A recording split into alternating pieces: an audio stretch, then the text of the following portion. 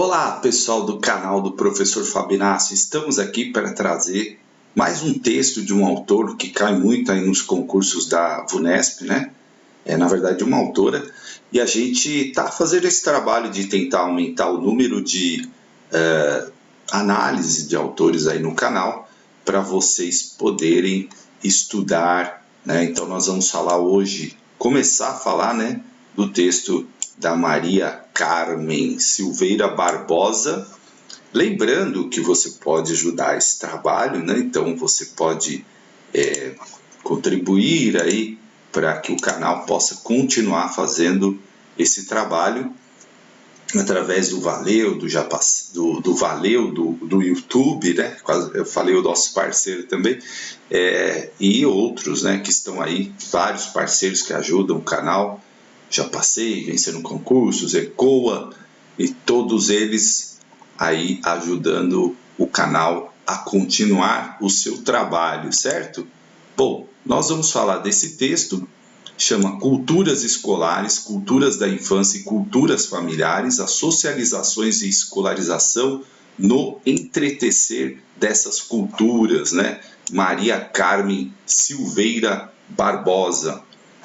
Então, só para resumir, né, esse é um artigo que vai estabelecer a articulação entre os impasses na escolarização das crianças, as contribuições acerca das culturas de infâncias, as culturas familiares, as culturas escolares na atualidade. Então, propõe verificar as novas dimensões de ser criança e viver infância nesse momento histórico e repensar a socialização escolar a partir do entrecruzamento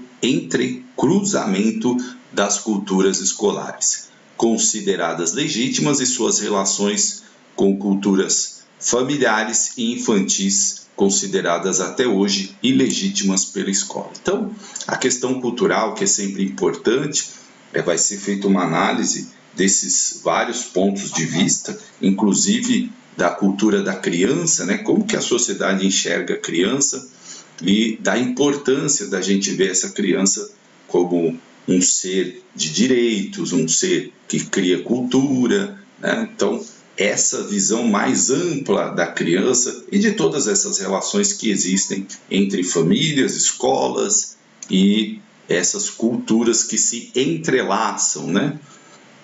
Conhecer as culturas da infância e as familiares possibilita ampliar a compreensão sobre as crianças brasileiras e possibilita a construção de um projeto de escolarização que entreteça as culturas escolares, as culturas na infância e as famílias na sociedade contemporânea. Então, é muito importante essa compreensão para que a gente possa estabelecer aí, né, um trabalho na escola que possa atender essa complexidade da modernidade, né, e das situações que são vividas no dia a dia das escolas, né? Então, é importante isso. Bom, a palavra entreteça, né, que muita gente pode estar aí, ele é juntar, enlaçar, né? Eu peguei aqui a tradução, né, no dicionário aqui para prender-se, né? Tem vários significados. A formulação de uma educação de qualidade somente poderá acontecer por meio de estabelecimento de indicadores socialmente compartilhados entre estes três discursos, né? Então, vamos ao texto, e aqui ele começa os impasses, a autora começa os impasses na escolarização das crianças brasileiras, fazendo uma linha do tempo, né? Como que vem ocorrendo a educação no Brasil. Então, desde o final da década de 70, o Brasil conseguiu quase a universalização da escolarização das crianças de até 7 anos. Né? Então, é importante porque muita gente fala assim, no passado. É importante ter a visão que no passado as escolas elas não atendiam a todas as pessoas, né? Então, se você pega a década de 50, a década de 40, a década de 30, voltando, as escolas elas eram para poucos, não eram para todos, então era um público selecionado. Eu sempre falo que toda vez que você tem uma seleção, é claro que você vai ter uma diferença ali na questão da escola. Eu, por exemplo, estudei numa escola que para entrar, Instituto Federal, no ensino médio, para entrar você tinha que fazer um vestibulinho. Então, a galera que estava ali já era uma galera diferenciada em termos de conhecimento e tal, né? Porque passou por um crivo ali de um processo, né? De um concurso. Então, já era diferente. A escola que atende a todos os públicos, ela, claro, tem uma diversidade e desafios maiores, porque ela vai atender todo mundo. Então, a gente precisa ter muito claro isso. E claro que a escola tem que atender a todo mundo, né? A gente tem que garantir a todos o acesso à educação. Isso é um princípio que não há como abrir mão. Se a gente pensar, então, vamos dar escola só para aqueles que têm interesse, só para aqueles que estão mais capacitados, enfim, nós estaremos excluindo. E como eu sempre falo, a nossa educação ela é né, de incluir, porque a palavra inclusão ela vai muito além da questão só da criança com deficiência, mas é a inclusão de todos, né? Mesmo assim, ainda se faz necessário construir respostas adequadas para explicar o maciço fracasso da escola, que apesar de atender a quase a totalidade das crianças, ainda não conseguiu oferecer a ela um espaço social onde adquiram conhecimentos culturais, científicos, além de valores e habilidades para viver de forma cidadã o século XXI. Então ela está fazendo uma reflexão, né? Universalizou e ainda não conseguimos, né, essa educação de qualidade que todo mundo almeja. Isso está nos textos aqui citados. A escola pública obrigatória para todos tinha como objetivo central a igualdade entre as pessoas, o progresso das nações, o desenvolvimento econômico, a justiça social, a difusão dos conhecimentos em defesa da valorização e do conhecimento escolar como modo de ser e estar no mundo, né? Então, aqui o objetivo da escola pública obrigatória, né? Então, se imaginava que atendendo a todos, nós vamos ter aí uma melhoria, né? Vamos ter um crescimento, enfim. Esse era dos objetivos. Sempre deixando muito claro para todos, gente, que atender a todos é fundamental. Não dá para você pensar em qualquer coisa, uma sociedade democrática, uma sociedade justa, se você começar a excluir as pessoas da escola, certo? Então isso é um pensamento necessário. A crença na mudança da sociedade através das escolarizações das massas é o resultado do projeto iluminista, né? A partir do qual, como diria Kant, o povo sairia de sua situação de minoridade intelectual e poderia afirmar sua cidadania por meio da leitura e da escrita. Então, o movimento iluminista, né, que acreditava muito nessa questão vamos dizer assim, desse engrandecimento intelectual de todos, né? O que a gente vê que na prática não está ocorrendo, né? Mas isso nós vamos comentar daqui a pouco. Como afirma Canário, era um tempo de promessas. As políticas de universalização da escola apontavam para a superação das desigualdades sociais por meio da educação e as expectativas das crianças, dos jovens e de suas famílias estavam voltadas para a promessa da ascensão social via mérito escolar, né? Então, aquela coisa que a educação é o caminho, a educação é a porta, né, de saída da miséria. Esse é um discurso que a gente ouve bastante, né? Então, a gente está analisando o texto, viu, gente? E sempre olhando aqui com o olhar da autora, né? Nos últimos anos, estamos vivendo uma situação onde fica evidente que esta promessa, como havia sido formulada, não se cumpriu. Então a autora está falando, olha, apesar de tudo isso, né, o que a gente vê realmente é que nós estamos vendo que isso não está acontecendo, né, porque a desigualdade continua, os problemas sociais continuam, os preconceitos, as violências, tudo isso continua na sociedade, às vezes até com uma intensidade grande. Agora, as perguntas aos pesquisadores, educadores e formuladores de políticas educacionais centram-se na discussão sobre a qualidade da educação e do ensino que se está oferecendo nas instituições educativas. Então, nós passamos de uma discussão de atender a todos, que é importante. Então, essa é uma fase que avançou muito, né? O número de matrículas nas escolas cresceu absurdamente. Hoje ainda existem crianças fora da escola, sim, mas num número bem inferior do que havia. E agora nós começamos a discutir um outro patamar, que é a qualidade da educação e do ensino, ou seja, o que as escolas estão oferecendo e como que essa educação está acontecendo e quais são os resultados que ela está tendo. É importante isso também ser pensado. O questionamento inicia com perguntas como: será possível realizar a promessa republicana?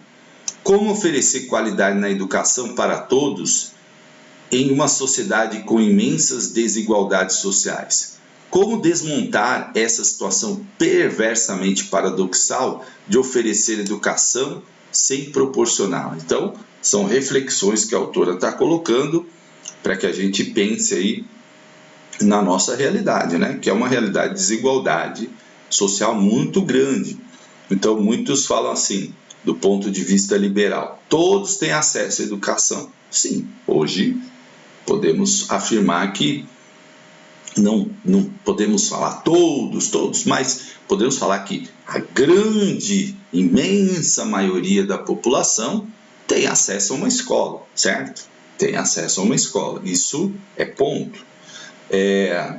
Agora, a gente pode falar que os pontos de partida não são iguais, né? Então, existem pessoas que têm uma condição muito melhor do que outras, então elas já na largada não é uma igualdade, está todo mundo na escola, estão todos em condições iguais de competir. Não é verdade, porque alguns estão no ponto de partida, mas com uma estrutura fantástica, com livros, com acesso à tecnologia, com todo um contexto cultural familiar, de alimentação, de acesso aos bens culturais da humanidade, de estruturas financeira, de saúde, muito maior do que outras pessoas, que às vezes têm na escola a comida do dia, né? Da merenda é a comida do dia, e o resto do dia sem comer.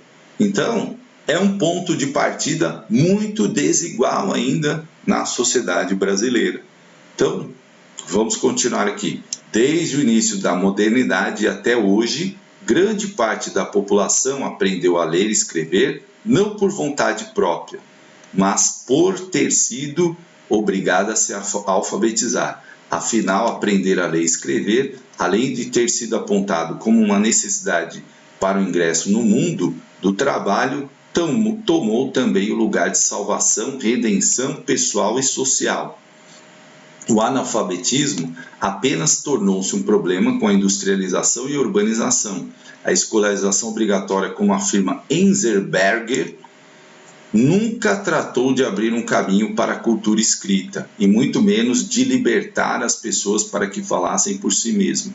O que estava em jogo era um tipo completamente diferente de progresso.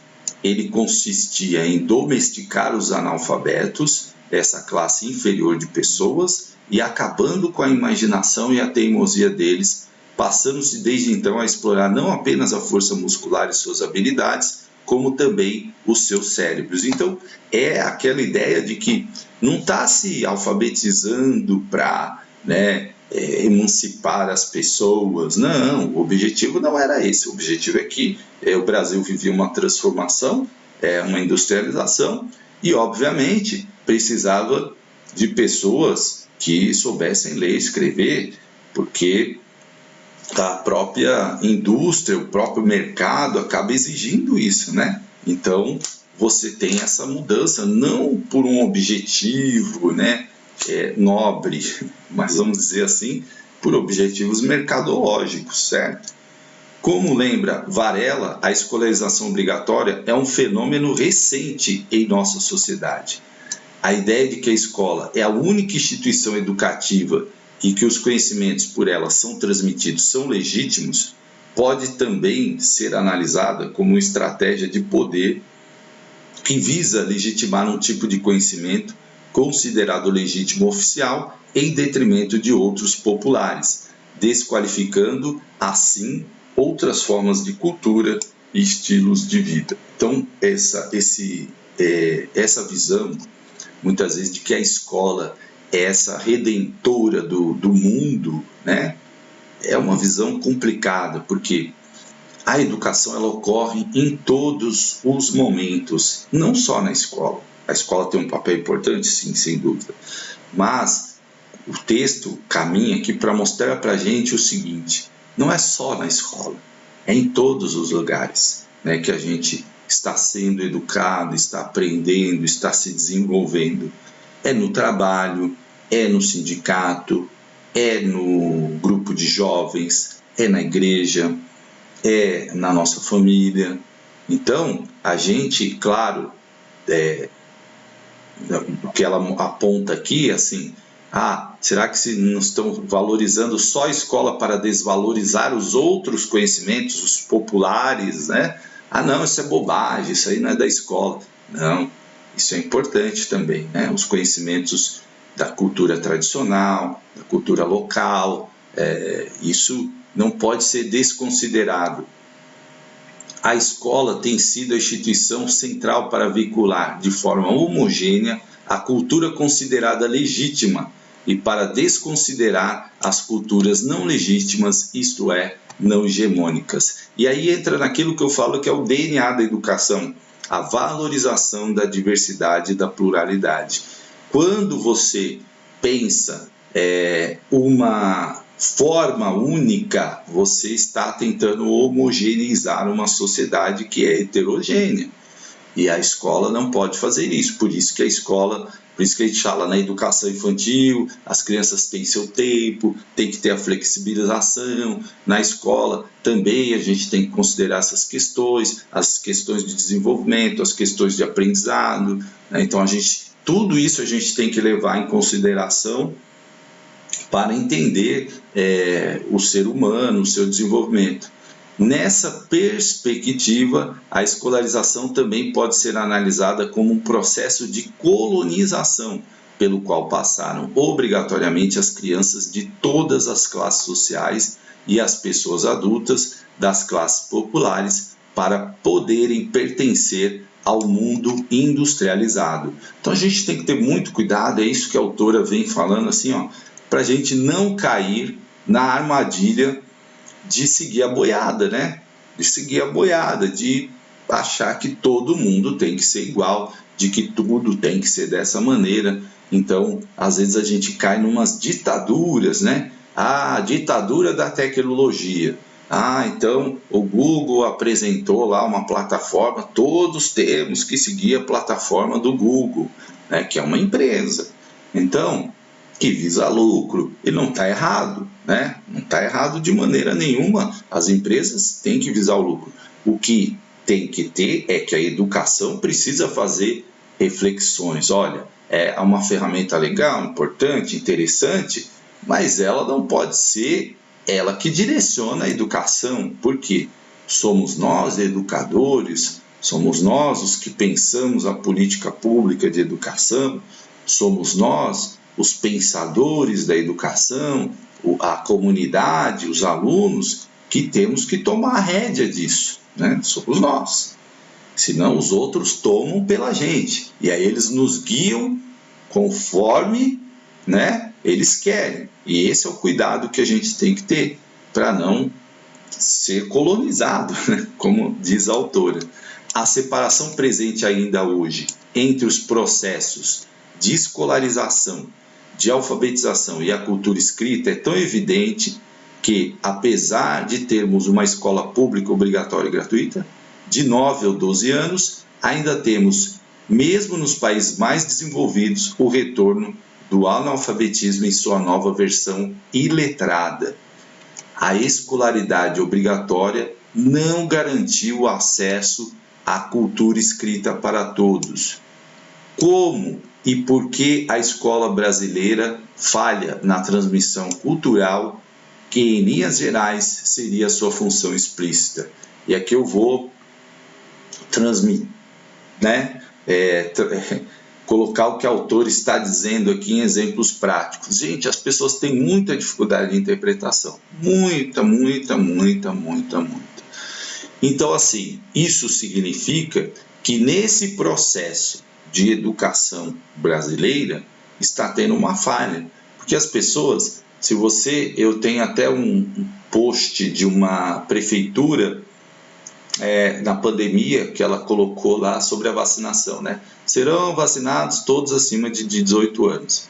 Aí embaixo, gente, vi uma série de perguntas assim: eu tenho 24 anos, eu posso tomar vacina? Eu tenho 32, eu posso tomar vacina? Eu tenho 44, eu posso tomar...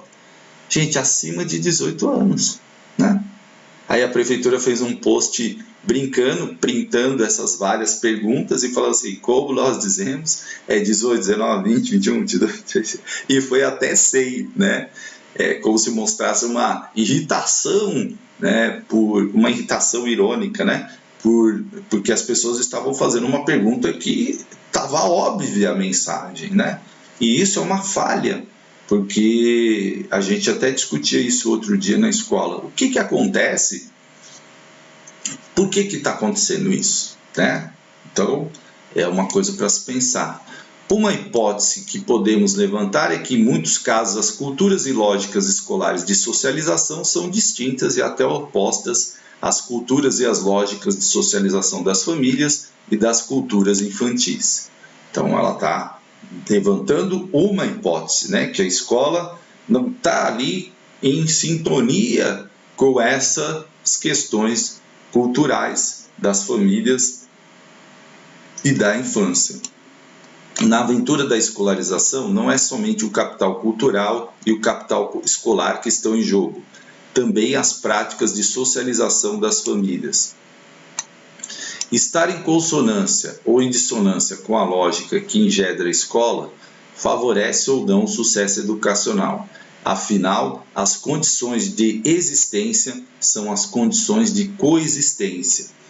Pensar sobre essas diferentes culturas pode auxiliar a não cair em explicações simples e caricaturais sobre a dificuldade de escolarização das crianças, principalmente as pertencentes às camadas populares. Então ela está falando, olha, entender isso aí, essas culturas, né? Pode a gente não cair em explicações fáceis, né? Ou caricaturais. Por exemplo, o que ela entre linhas diz aqui? Aquela explicação assim: o aluno não aprende porque não quer, o aluno não aprende porque não se dedica, o aluno muitas vezes isso pode até acontecer, obviamente que isso acontece, mas a gente está falando de um conjunto maior de pessoas, né? Não individualizando essas questões, mas sim estamos falando de resultados amplos, de resultados que demonstram que, apesar da pessoa ter passado pela escola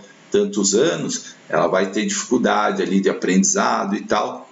Estamos falando disso, né? Então, é uma coisa mais profunda do que simplesmente alguém que não quer estudar. Então, é isso que ela está colocando aqui. Para refletir sobre a escolarização das crianças brasileiras contemporâneas, é preciso compreender as dimensões do ser criança e viver a infância nesse momento histórico e nesse país. Conhecer as novas estruturas familiares e suas culturas que estão sendo cotidianamente vividas e praticadas pelas crianças, como também repensar a legitimidade dos conhecimentos escolares e dos modos convencionais de socialização da escola, numa sociedade onde a multiplicidade de socializações pressupõe o confronto e o entrelaçamento entre as culturas. Culturas e processos de socialização das crianças pequenas. As teorias tradicionais de socialização, como as de Durkheim e Parsons, né? Então aqui a gente está falando do Durkheim, que é um sociólogo, né? Uma das referências aí da sociologia, Durkheim, Marx e Weber, né? Então, as teorias dele de socialização, que sempre, do Parsons, né? Que sempre enfatizam a via de mão única desse processo. Assim, a geração mais velha ofereceria, através das instituições modernas de socialização, a ser imitados, ou seja, são as coisas que vão passando ali, né, de geração para geração.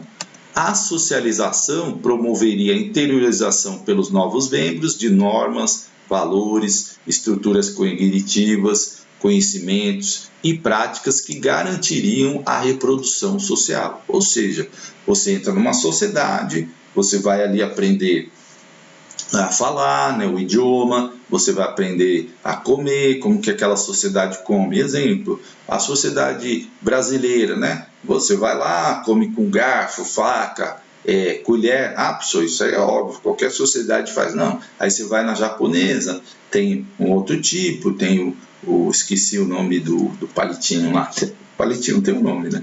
Então, você come ali, você vai em outras sociedades, algumas têm o comer com a mão, alguns alimentos, então você tem valores que a sociedade carrega, né? A questão cultural, o próprio idioma, a língua portuguesa, o francês, o inglês, cada um vai ali se socializando e aprendendo o estilo de vida, né? É a norma. Quanto mais homogêneas as condições de socialização das diferentes instâncias, mais simples o processo de interiorização e formação de um eu único e centrado. Também, quanto mais próximo aos modelos originais de socialização, maior seria considerado o sucesso das ações socializadoras. O que ele está dizendo? Numa sociedade muito pequena, tradicional, a tendência é que todo mundo seja muito parecido, né, ali, porque ela é mais simples, né? Mais simples. Pensa uma comunidade indígena menor, né? Então ali a socialização ela é mais simples porque a diversidade é menor. Agora imagina numa sociedade complexa como a nossa, com um mundo de diversidade, né? Nessa perspectiva, as crianças sempre foram compreendidas como menores, que precisariam ser tutelados e normatizados para futuramente transformar-se em adultos adaptados. Então, aquela visão limitada da criança de que a criança precisa ser tutelado, né? E isso influenciou, logicamente, por exemplo, a escola tradicional. Ou seja, eu passo conhecimento, eles aprendem e vai dar tudo certo, né? O que eu passar, eles vão aprender, o que eu ensinar, eles vão aprender, eles são uma lousa em branco, eu vou escrever lá, eles vão ser desse jeitinho bonitinho que a gente quer que eles sejam. Então, é uma visão errada, porque eu falo, a gente trabalha com ser humano, certo? E ser humano não é um carro, não é uma panela de arroz, não é um produto, porque se você pegar um carro, montar as peças, o equipamento e tal, seguir o manual de instruções certinho ali da montagem, vai sair um carro. Só se você montar errado, mas se você for ali colocar as peças, o câmbio, o motor, né, montar tudo certinho, vai sair um carro. Quando você vira a chave, ele liga, ou você aperta um botão, ele liga, ele vai fazer aquilo que foi produzido para fazer. Um ser humano não. Ser humano não tem manual de instrução. Pensa nos filhos, você pode criar 2 filhos exatamente da mesma maneira. Então tem muito pai que fala assim, não sei o que aconteceu, eu crio os 2 da mesma maneira. E eles não são iguais, são diferentes, né? Em sua teoria acerca da sociedade como realidade subjetiva, Berg e Luckmann, na década de 60, apresentaram com maior detalhamento o processo de interiorização da realidade como 2 momentos temporalmente consecutivos. A socialização primária. a socialização primária é a primeira socialização. Só deixa eu ligar aqui que vou interromper aqui só para ligar na tomada, porque deu um... Quem sabe faz ao vivo, né? Aí, pronto. Senão vai acabar a bateria aqui, vocês vão perder a transmissão. Opa!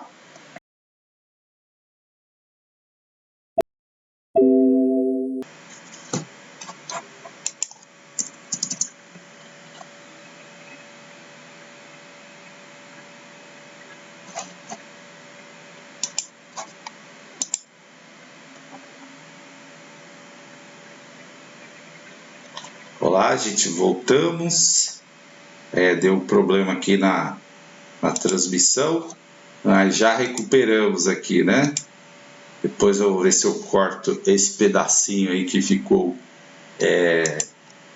em branco aí, né? Deu um apagão aqui Bom, vamos lá. A socialização primária é a primeira socialização que o indivíduo experimenta na infância, em virtude da qual se torna membro da sociedade. A socialização secundária é qualquer processo subsequente que introduz o indivíduo já socializado em novos setores do mundo e da sociedade, né? Então ele fala aí de duas socializações, né? Essa primeira, que ele experimenta na infância, quando ele está se tornando um membro da sociedade, e a segunda, quando ele já né, um membro da sociedade e vai se introduzir em novos setores. Se até meados do século XX as sociedades eram mais fechadas e as socializações infantis aconteciam de maneira controlada, pois os pequenos ficavam expostos basicamente à socialização realizada pela família, então o que acontecia, gente? As sociedades elas eram realmente mais fechadas, né? A gente tinha aí sociedades que não tinham contato umas com as outras, era uma coisa mais controlada ali do ponto de vista das influências, né? E claro, isso foi mudando, né? Isso foi mudando, as sociedades elas foram se conectando, se ampliando, e aí, lógico, temos aí efeitos. Pois os pequenos ficavam expostos basicamente à socialização realizada pelas famílias.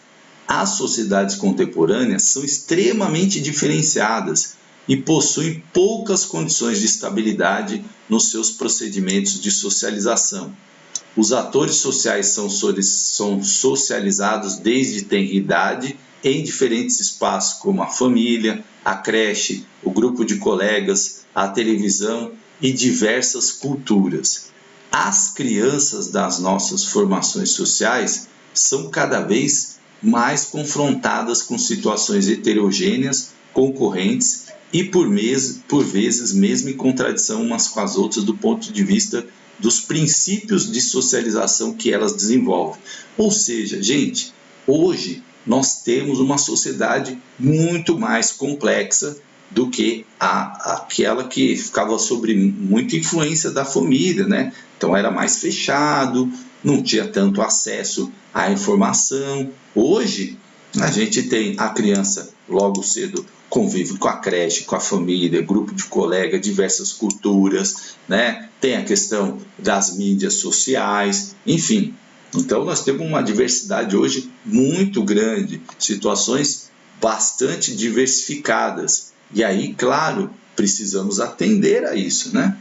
Talvez uma das formas mais radicais para analisar a imersão dos sujeitos nessa variedade de possibilidades socializadoras e até mesmo suas incompatibilidades e confrontos seja a discussão apresentada por Richard Sennett no livro A Corrosão do Caráter.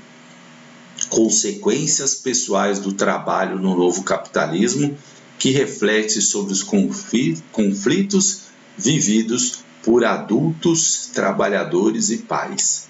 Ele demonstra como algumas gerações atrás os valores da família eram consoantes com os do trabalho e como hoje eles são quase incompatíveis. As ideias de confiança, amizade, solidariedade que os pais precisam ensinar para os filhos para o fortalecimento dos laços familiares não são condizentes com os comportamentos de competitividade, de ausência de lealdade e de união que os pais utilizam para ter sucesso no mercado de trabalho. Então, o que ele está falando, gente? Ele está falando a corrosão do caráter. E, de fato, né, quando você tem um mercado de trabalho onde um quer engolir o outro, onde um está querendo passar a perna no outro, são valores que vão se corroendo, né? E esses valores corroídos vão sendo passados para os filhos, né? Então, ou outras coisas, a violência, enfim, a desonestidade, e tem tantos outros itens aí que a gente vê que vão influenciando a educação de toda forma. O não respeito às normas, às regras, né? Eu cito muito assim, a gente educa pelo exemplo. E quando eu paro em cima da faixa de pedestres, eu estou falando para o meu filho que aquilo ali é uma regra, mas não precisa cumprir, entendeu? Então, eu estou dando um exemplo banal, mas imagine outras coisas, como, por exemplo, a mãe ou o pai que faz um trabalho para o filho, faz o trabalho, não deixa o filho fazer só para ele obter nota. Ele tá dizendo a seguinte coisa para o filho dele: olha, não importa, o importante é ter nota. Não importa se foi o seu esforço, não importa se você fez, não importa se você está enganando o professor, que sou eu que estou fazendo, não importa. Importa é você ter nota. Importa é você tirar 10. Essa é a grande lição que a gente está passando para ele, né? Então, o que acontece? É a corrosão do caráter, né? Segundo o autor, o capitalismo de curto prazo corrói o caráter dele, sobretudo aquelas qualidades de caráter que ligam os seres humanos uns aos outros e dão cada um deles um senso de identidade sustentável. William Corsaro, ao aprofundar seus estudos sobre a socialização, vai propor a noção de reprodução interpretativa como uma alternativa para a compreensão dessa inserção ativa de crianças no mundo.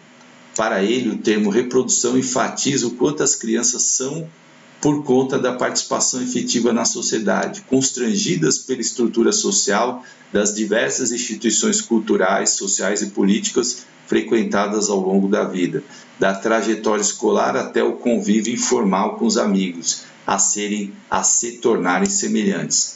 Porém, com a palavra interpretativa, o autor salienta que as crianças não apenas internalizam a cultura, mas também contribuem ativamente para a mudança cultural da sociedade. Isso é preciso entender, essa nova visão da criança. A criança, lógico, ela vai contribuir e ela tem essa questão de transformar. Ele assinala especialmente a emergência da agenda das crianças na produção da socialização e na participação das suas próprias e únicas culturas das crianças, pois as culturas elaboradas pelas crianças são resultantes da apropriação criativa que as mesmas realizam a partir das informações do mundo adulto para formular seus próprios saberes enquanto grupo de iguais, né? Então, é claro, essa nova visão aí da criança produtora de cultura que está nos documentos da educação infantil, né, nas diretrizes curriculares nacionais para a educação infantil, que está na BNCC, que está em vários documentos dessa criança produtora de cultura, criança criativa, criança que formula, questiona. Assim, as mudanças nas sociedades ocidentais transformaram radicalmente os processos de socialização nos últimos anos e as visões mais conservadoras vêm sendo permanentemente questionadas.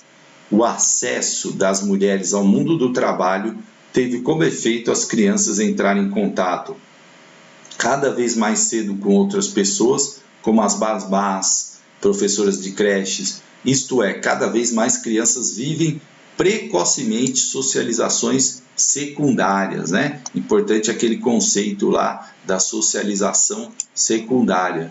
Se forem tão precoces, seriam elas realmente secundárias? Nas sociedades urbanas contemporâneas, as socializações deixam de estar ancoradas apenas na vida familiar para passarem a ser realizadas por uma rede de socializações plurais. Ou seja, uma mudança, né, de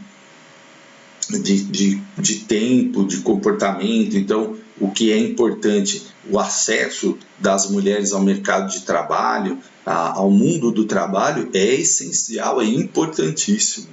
Isso criou, claro, uma mudança, porque as crianças, elas estão, como diz o texto, entrando nessa socialização mais plural mais cedo. Então, a gente precisa estar pronto para atender isso. Isso não é uma questão da sociedade contemporânea, né, de uma mudança de comportamento que, ao meu ver, é positiva, porque nós estamos falando aqui de democratização, de igualdade, que tudo isso está na educação entre homens e mulheres, então isso é positivo. E isso tem que ser trabalhado porque é uma nova socialização de redes plurais, né? Uma socialização plural. Podemos seguir a palavra de Seton, observar que nessa nova configuração social existe uma importante diferença na compreensão da socialização, que permite verificar não apenas os aspectos de reprodução, mas também o de ação e mudança social.